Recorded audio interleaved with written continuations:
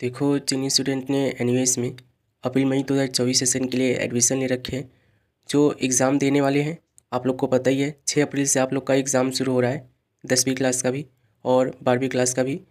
अब एनयूएस ने देखो आप लोग के लिए एग्ज़ाम से रिलेटेड ही एक इम्पोर्टेंट नोटिफिकेशन को यहाँ पे रिलीज़ किया है, तो उसको यहाँ पे समझते चलना ताकि आपको एग्ज़ाम में कोई भी दिक्कत ना हो। और ये एग्ज़ाम के पर्पज़ से बहुत इंपॉर्टेंट नोटिफिकेशन है जिसको समझना ही होगा आपको, और इसको आपको कंसीडर भी करना है।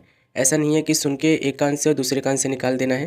तो नोटिफिकेशन यहाँ पे दिया गया है, ये देखोगे नोटिफिकेशन में आप लोग को यहाँ पे बोला जा रहा है, ये देखो notification regarding commencement of NUS April 2024 public examination.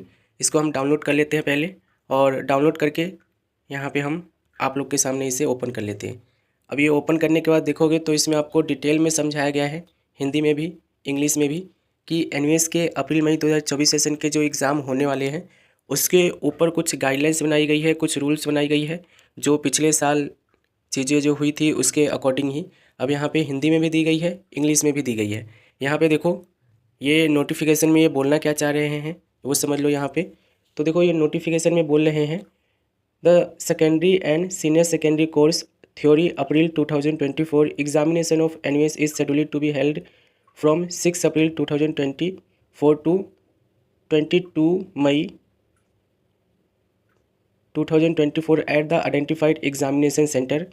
And बीच में इन्होंने बोला है the regional director NUS are to instruct all centre superintendents under them that only those students who have been allotted to examination center having exam hall ticket to appear at particular examination center and whose name appear in online photo attendance sheet be allowed to appear in examination at the concerned examination center.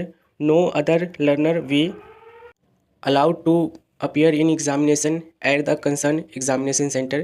No other learner be allowed to appear in examination.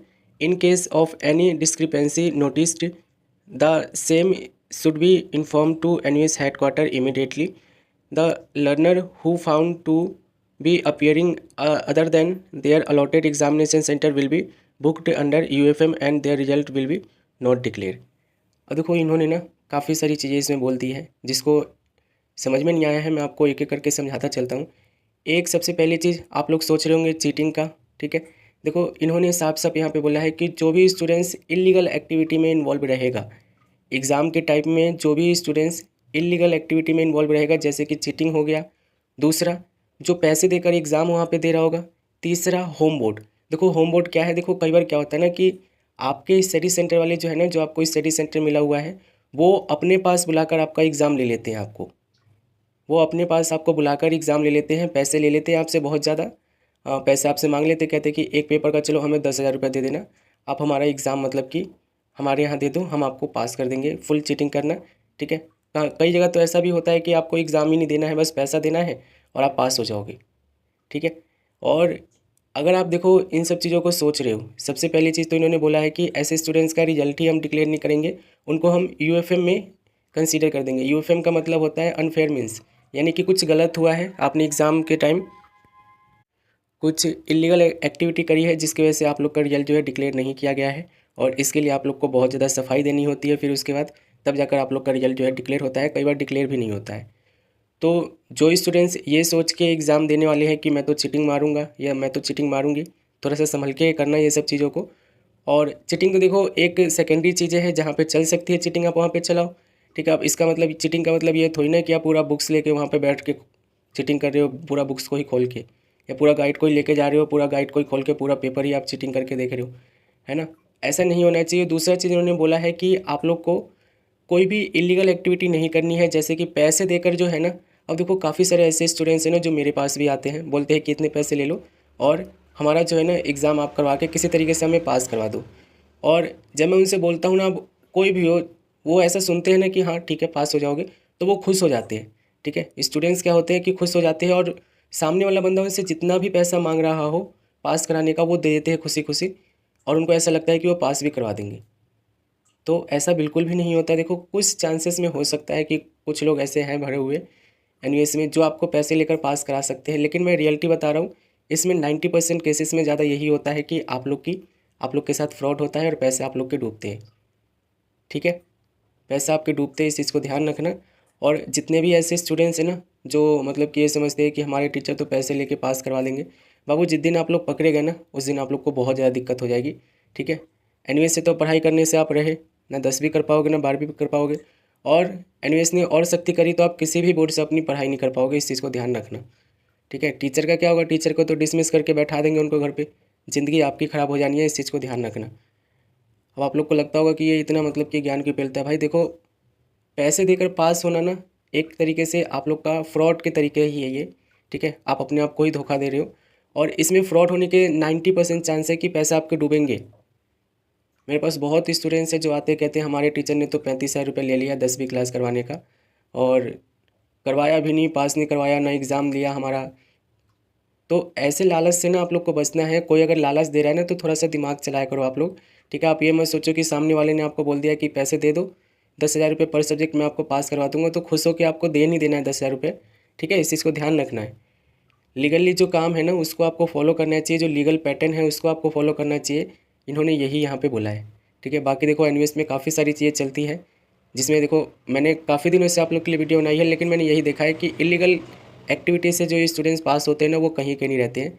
ठीक है, illegal activity देखो, cheating तो एक समय में हम भी मारते थे, चीटिंग की कोई वो नहीं है। ठीक है, पर चीटिंग का मतलब ये नहीं है कि हम बुक से जाकर वहाँ पे खोल के बैठ जाते थे।